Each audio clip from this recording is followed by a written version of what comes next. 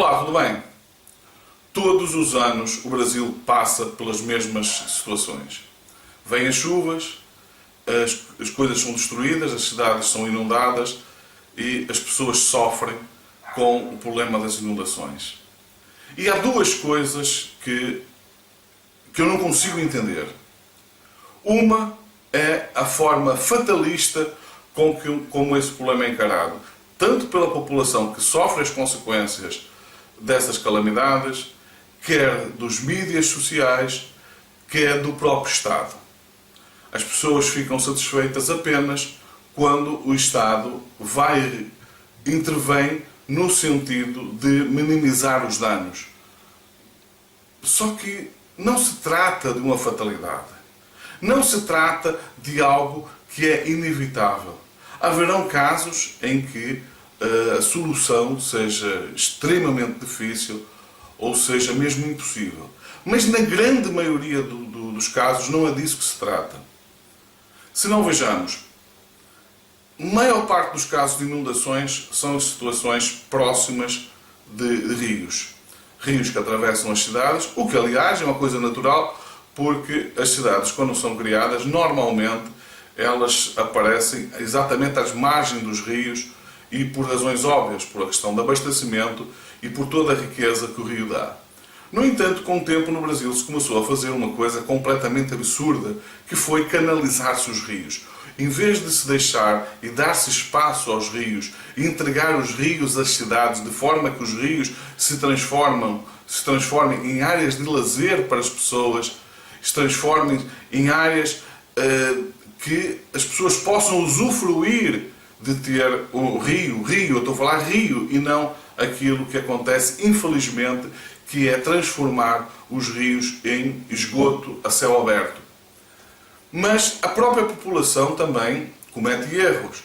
Muitos, por questão de necessidade, não têm mais aonde construir e acabam construindo as suas casas em cima dos rios, em cima das margens dos rios, de forma que basta um enchente para as casas irem pelo rio abaixo. E as prefeituras, os governos dos Estados, o governo central, nada faz para resolver esse problema. Aí você coloca a questão, mas qual é a solução para o problema? Existem pelo menos duas soluções para o problema. Existirão mais eventualmente, mas pelo menos duas existem. Uma delas, inclusivamente, já foi adotada mais de 2000 anos atrás na China.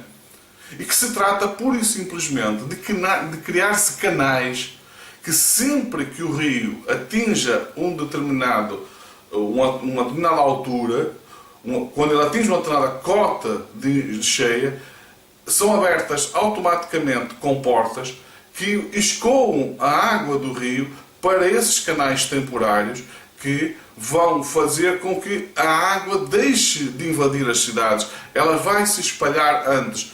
Inclusivamente no caso do Brasil, uma grande vantagem que pode resultar disso é desviar a água desses rios, por exemplo, para reservatórios, enormes reservatórios fora dos centros das cidades, e com isso tem várias vantagens. Desde logo tem a vantagem de se reservar água para a escassez. Quando houver uma situação de escassez de água, em vez de estar-se a usar a água dos rios, pode-se usar as águas desse reservatório. Mas tem mais, ao se criar esse reservatório, a água que seria usada, ao invadir a cidade, iria destruir as cidades e em algum momento chegar ao mar sem nenhum proveito, ela passaria a se infiltrar ao longo do tempo, parte dela se infiltrar e ir alimentando os aquíferos. Com isso, na época da seca, os aquíferos mais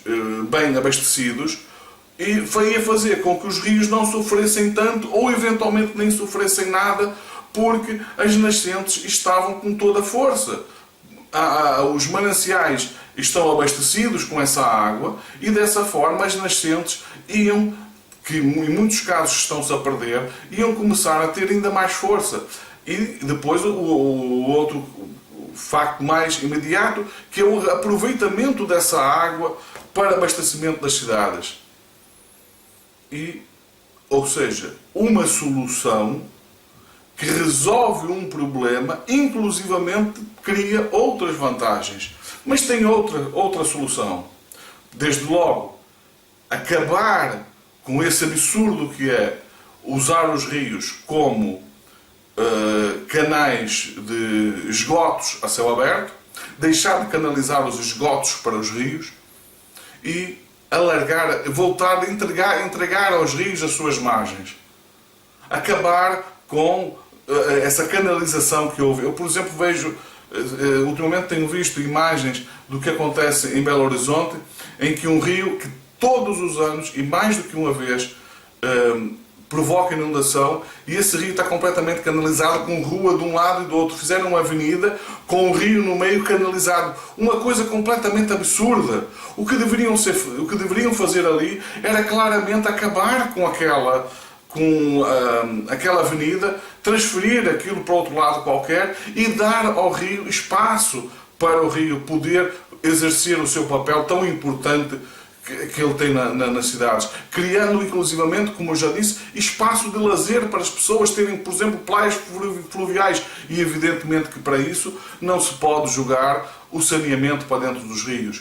Ou seja, algo que a natureza deu à população para ela poder usufruir de uma riqueza é destruída, duplamente destruída, porque é destruída deixando de servir para aquilo que ela poderia servir, que era para o abastecimento de água e para o lazer das pessoas, mas se transformando inclusivamente em algo que vai causar danos, que vai causar prejuízos perfeitamente evitáveis. Eu tenho a certeza absoluta que aqui na Europa, situações como essas, que normalmente não acontecem, quando acontece alguma coisa dessas, e que não se trata de fatalidade, e que de facto não se pode prever, quando são calamidades que acontecem, que são previsíveis, as pessoas protestam, as pessoas obrigam o Estado a tomar medidas para que não volte a acontecer. E as medidas são tomadas. E esse dinheiro é um dinheiro muito mais proveitoso do que aquele que se gasta para reparar os danos. Porque o que se gasta para reparar os danos é um dinheiro jogado fora. Porque eu estou a reparar um dano este ano que eu tenho a certeza que vou ter que voltar a gastar no próximo ano e no próximo por aí fora. Por isso, por mais caro que seja resolver o problema para que não volte a acontecer, é sempre mais vantajoso, é sempre muito melhor do que estar apenas a minimizar os problemas através de indemnizações ou através de reparações dos danos causados. Isso não faz nenhum sentido. E o que me espanta é que essa, que para mim é uma discussão óbvia, não está a acontecer no Brasil, nunca acontece no Brasil.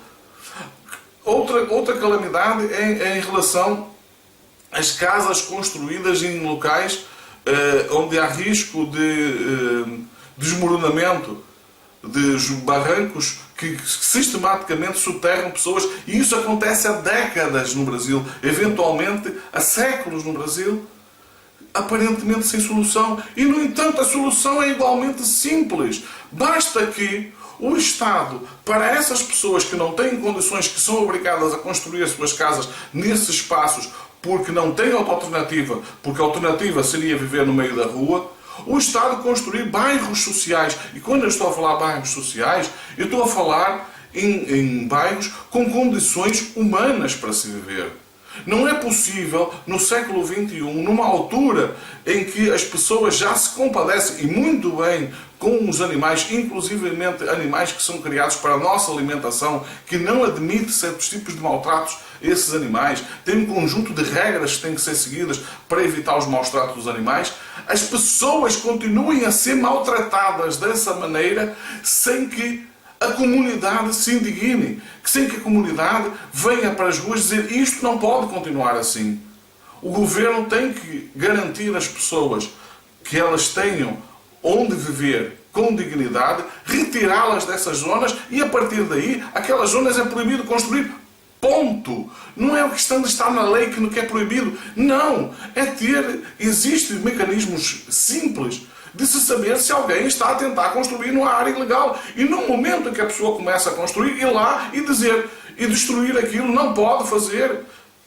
Porque não basta estar no papel, está no papel, está proibido, não está resolvido o problema. Não está. É preciso haver fiscalização e fiscalização constante para evitar que isso aconteça. E em algum momento as pessoas vão deixar de fazer. Porque se a fiscalização atuar e as pessoas estiverem constantemente a ter prejuízo, que tentam construir e alguém vai lá e deita a estrutura abaixo, as pessoas em algum momento deixam de construir.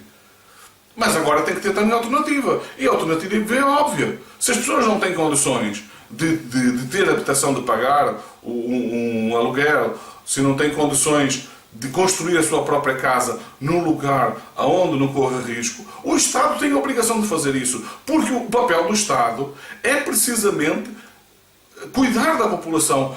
Um país em que o Estado não tem como sua primeira prioridade a sua própria população, o seu povo, é um Estado que não faz sentido. Não faz sentido existir um Estado quando a sua prioridade não é as pessoas, não é a nação. A nação no sentido de comunidade de pessoas. Essa tem que ser a grande prioridade do Estado. O Estado, antes de se preocupar com qualquer outra coisa, ele tem que se preocupar com as pessoas. Bom, eu penso que este vídeo ficou suficientemente claro.